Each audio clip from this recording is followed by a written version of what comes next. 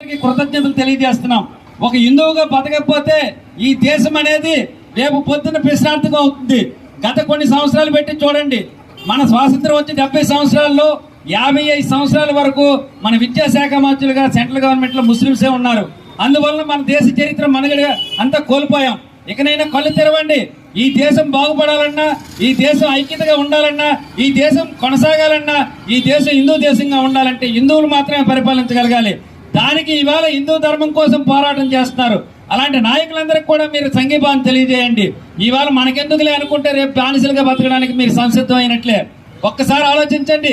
ఇవాళ కానీ మనం దీని మీద ప్రతిఘటించకపోతే, ఈ జరుగుతున్న అన్యాయాల మీద ప్రతిఘటించకపోతే రేపు మీకోసం పోరాటం చేసే యువశక్తి అంతా కూడా నిద్రపోతుంది. ఆ వేళ మీరు తెలివేసుకున్న నిద్ర నుండి బయటకు వచ్చినా మీకు రక్షణ కరువు అవుతుంది.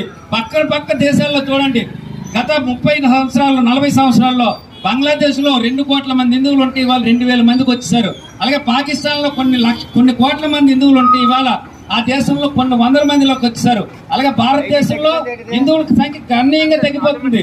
అదే విధంగా మన తాలూకు ఆస్తులకు కానీ, మన తాలూకు మనుగడకు కానీ ప్రశ్నార్థకం మనమే అవుతున్నాం, ఇతరులు కాదు.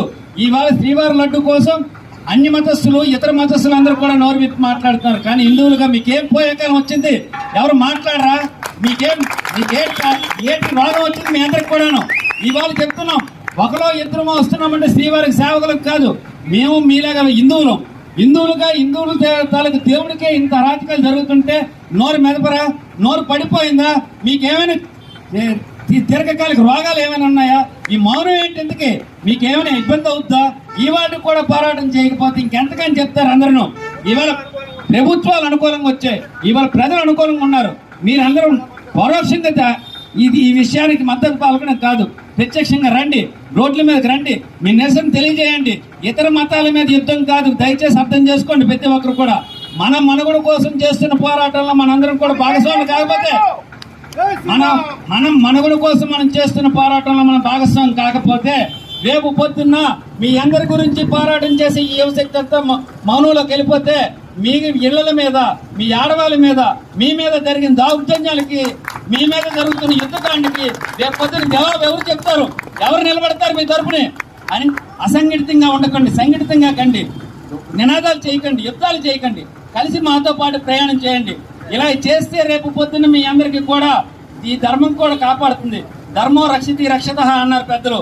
సనాతన ధర్మంలో గొప్ప విశిష్టత అది. ఎవరైతే ధర్మాన్ని కాపాడుతారో వాళ్ళందరూ కాపాడబడతారు. దేవుడు ప్రత్యక్షంగా వచ్చి ఏ మతంలో కూడా కాపాడట్లేదు, వాళ్ళ ధర్మాలను కాపాడుతున్నారు కాబట్టి వాళ్ళందరూ మనుగడ సాధిస్తారు.